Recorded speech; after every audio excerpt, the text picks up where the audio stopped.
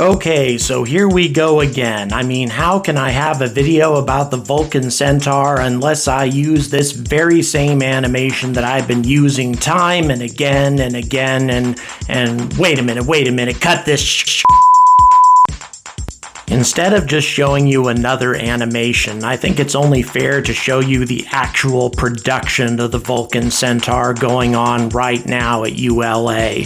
The Vulcan Centaur in many ways is an anti-starship. That is to say, it's manufactured out of incredibly light aluminum materials as opposed to stainless steel. And yet, at the same time, the simplification of the production process is making it very inexpensive. Now, am I about to do a Vulcan Centaur versus Starship video here? No, not at all. This is all about Vulcan versus Blue Origin, and as strange as it may sound, what's going on right now at ULA is going to represent a tremendous threat to New Glenn and the future of Blue Origin. Because while Blue Origin has been showing us animations and also mostly empty factory floors and mock-ups of New Glenn and promises to deliver it sometime at the end of 2022, ULA is already clearly getting ready for their flight this year. This is, of course, the first stage of the Vulcan Centaur being delivered to Cape Canaveral. It is a Pathfinder stage designed for a green run or something very similar to that, just like SLS carried out, and that will be happening within the next few weeks. So the whole process is happening very, very quickly, and Vulcan Centaur, unlike New Glenn, will be taking flight before the end of this year unless something goes very, very wrong. So why does this represent a threat to Blue Origin, and why do I really care? Well, first of all, when New Glenn finally gets going and isn't just an animation anymore, Vulcan Centaur will have been in service for over a year and will be going after just about the same kinds of customers that New Glenn will. And Vulcan has just about the same kinds of advantages that New Glenn has. Now, it doesn't have a reusable first stage the way New Glenn does, but it does have a lot of other advantages that New Glenn does not. And since both of these companies are going to be pursuing almost precisely the same kinds of customers, this is going to represent very, very bad news for Blue Origin's future. And the reason I care is not just because of their lousy lunar lander design, which was designed on Kerbal Space Program, so I'm going to say that twice in this video to have it sink in, but also just in terms of how dangerous this thing is. And you've seen this before, the Dynetics lander and how close it is to the ground in the mock-up center at the Johnson Space Center, and then let's have a look at how tall the National Ripoff team has their lander, and an astronaut's going to have to climb a ladder that goes all the way up that thing. But it's not just the lander now. Just recently, a few days ago, the US military awarded a nuclear thermal propulsion contract to Blue Origin. That's right, they're going to be designing a spacecraft that carries a nuclear reactor, and they've never put anything into orbit. These guys and all of their friends and lobbyists are starting to represent a serious threat. So how is the Vulcan Centaur going to change all of this? I mean, it has Blue Origin engines in it. How is it going to represent a threat to a company that it relies on? And how would the Centaur really be putting the New Glenn out of business anyway? Well, we're going to find all of that out in just a few minutes.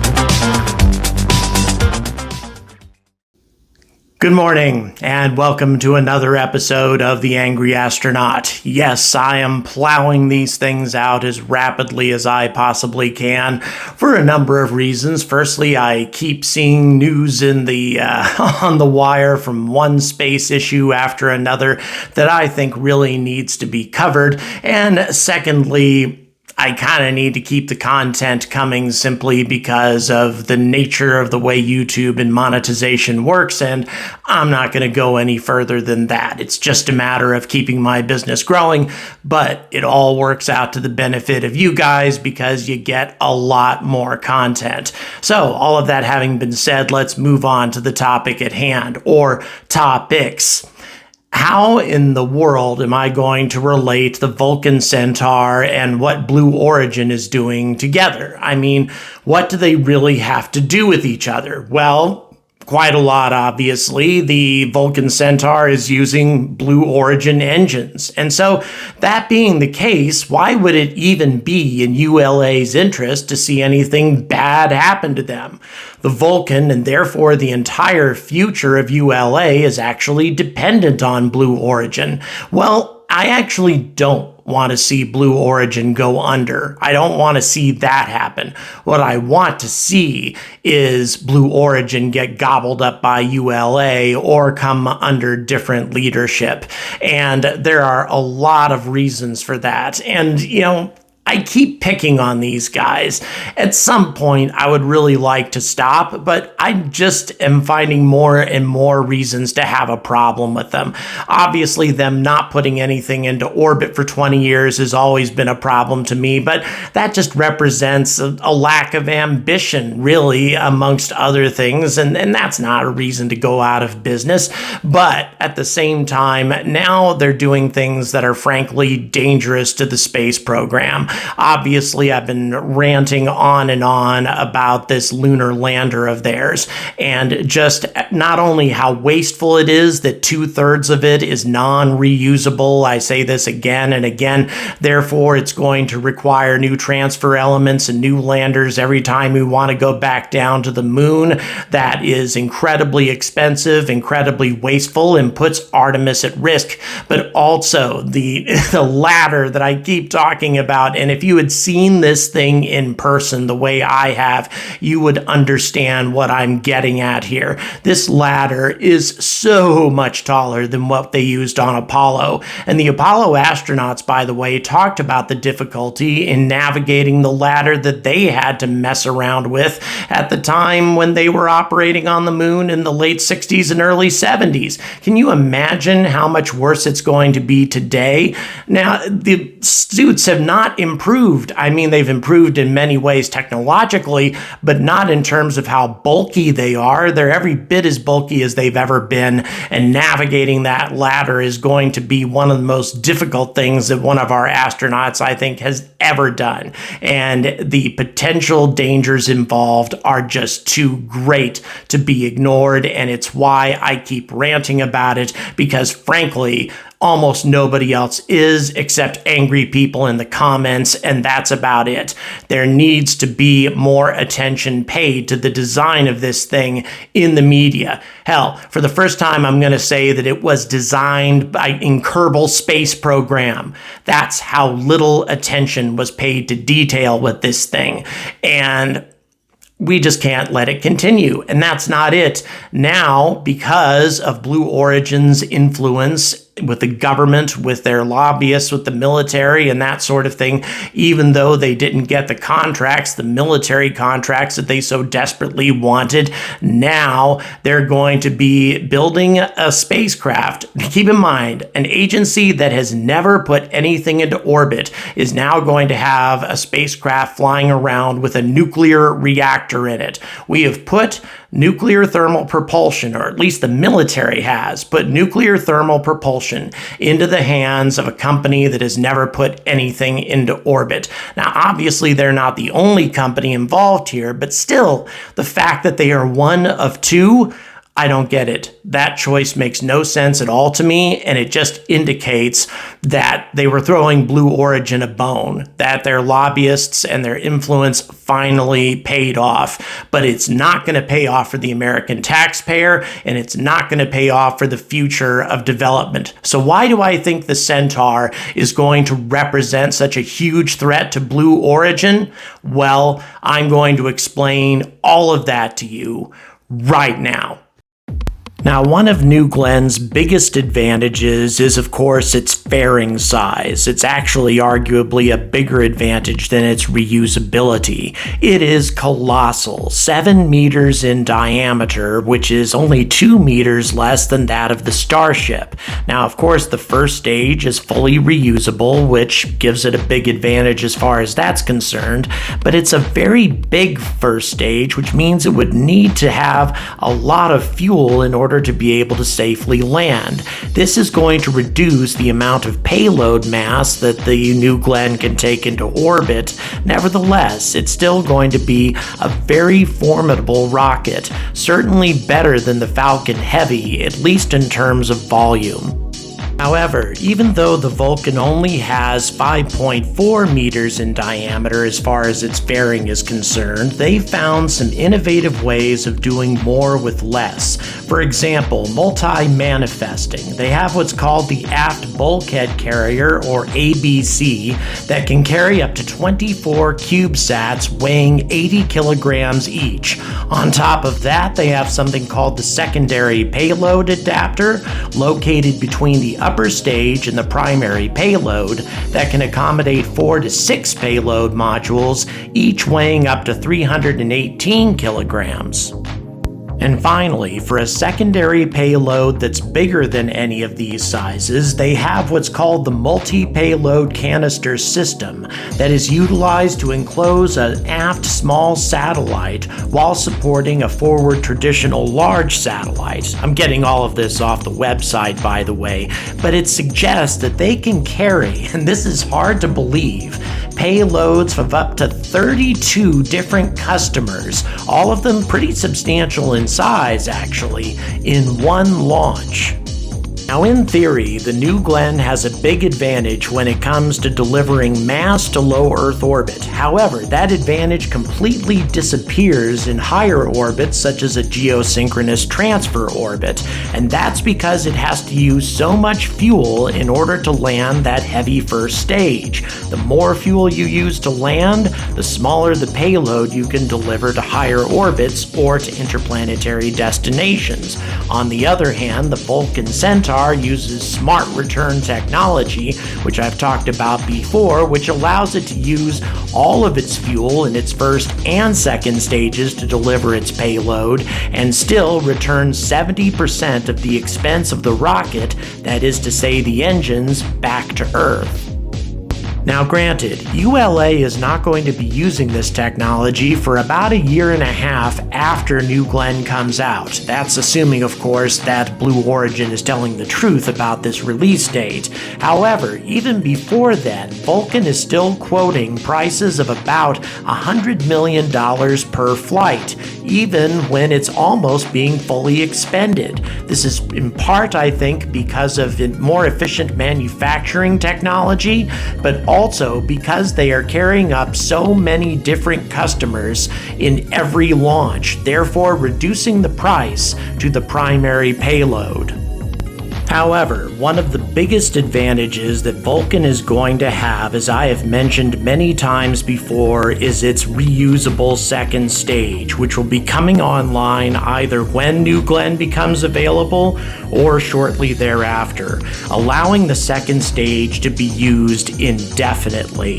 The RL-10 engines can be relit over and over again as long as they have fuel, and there's a variety of different ways to deliver this fuel, either with Vulcan tankers or with Vulcan Centaur fuel depots as depicted here. And these fuel depots have been in design for over 10 years and were pretty much stopped in their tracks by the proponents of SLS and their political allies. Now, the depot depicted here consists of a lot of insulation, active cryogenic cooling, and also a sun shield in order to reduce propellant boil-off. Now, believe it or not, this depot technology was actually tested in 2009 in orbit by ULA and was determined to have a boil-off rate of about 0.1% per day, and that was all liquid hydrogen, which has the worst boil-off rate. Now, with improved technology, and by the way, this could be done in a laboratory and has been done, you can reduce that to almost 0%, and it's all part of a whole infrastructure that uses the resources of the moon and near-Earth objects, and this has been in ULA's wheelhouse for a long time.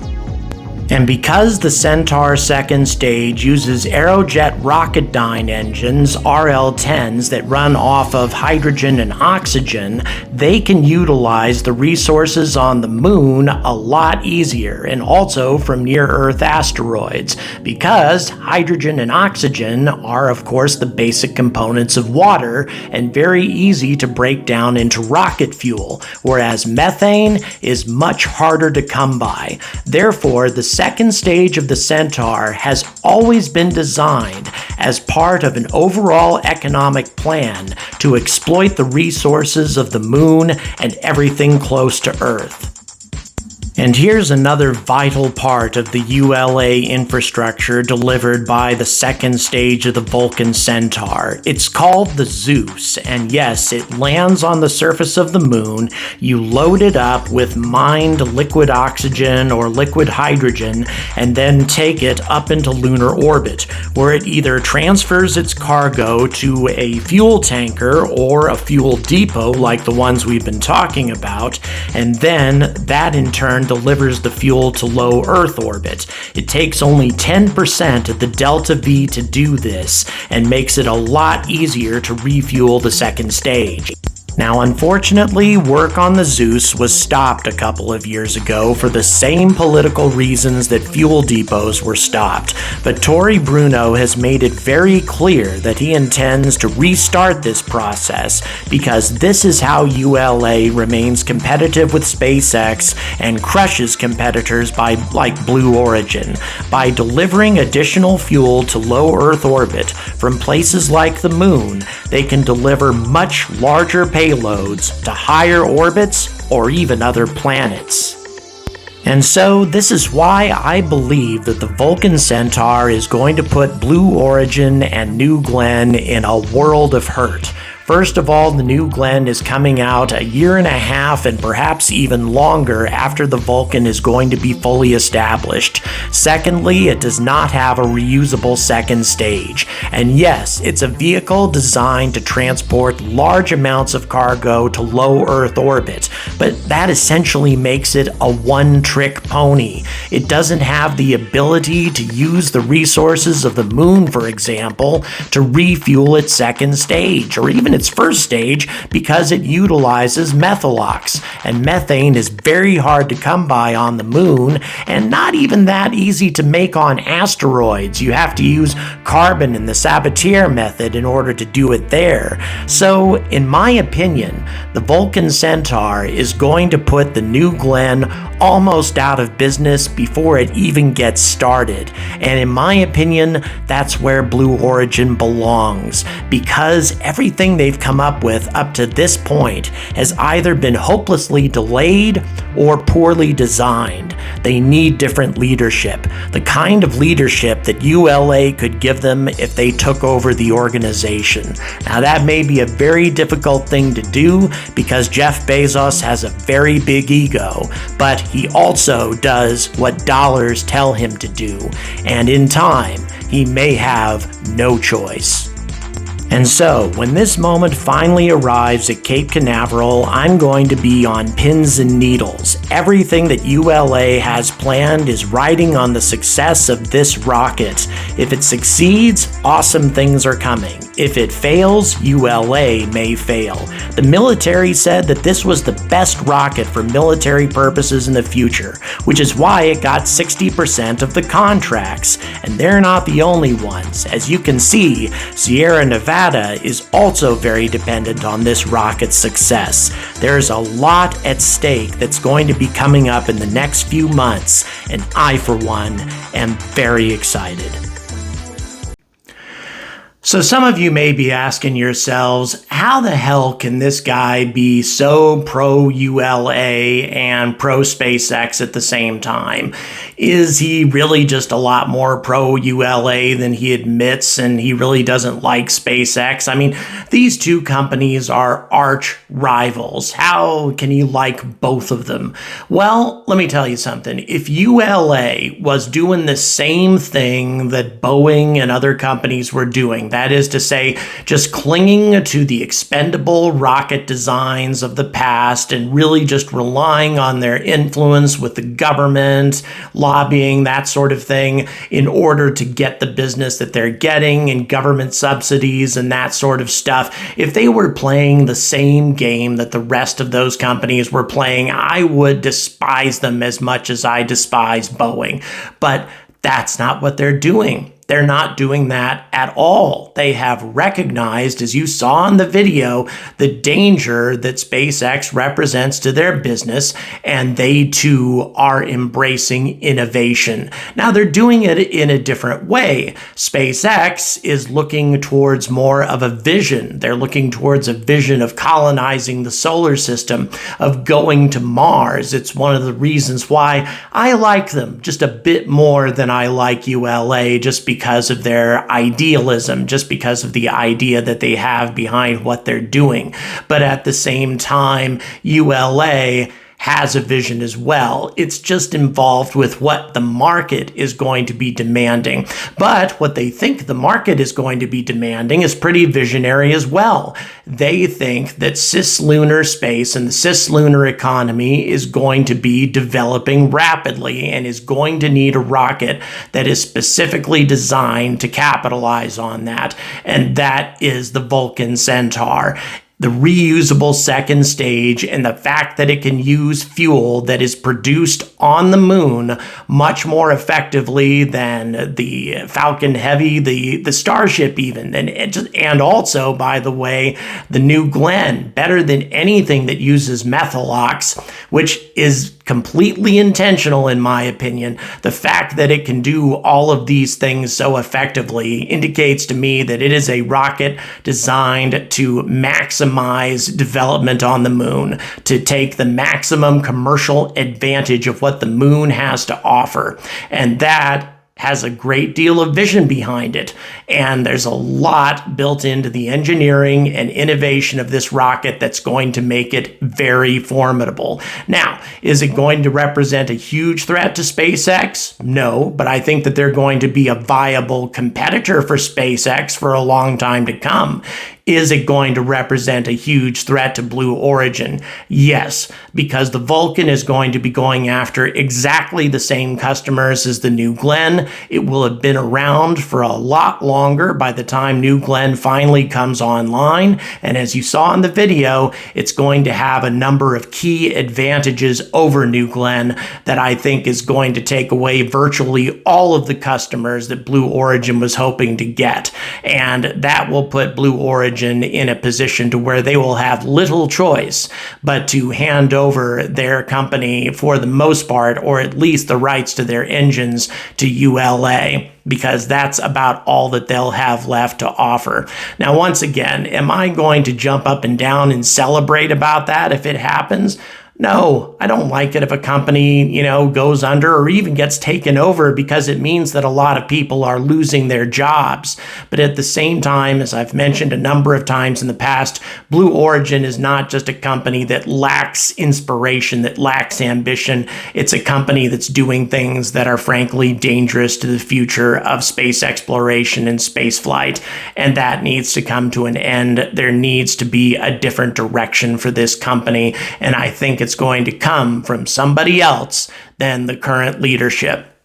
All of that having been said, I hope you enjoyed the episode and what I do. If you want to support what I do, it's all in the description. My merchandise, such as what I'm wearing right now, my Olympus Mons hoodie, which I've worn over and over again over the months, and a lot of other new stuff. It's all on the YouTube channel on my YouTube channel rather, in my merch store there, along with, by the way, Spaceship Mania and their little vessels, Crew Dragon and Starship.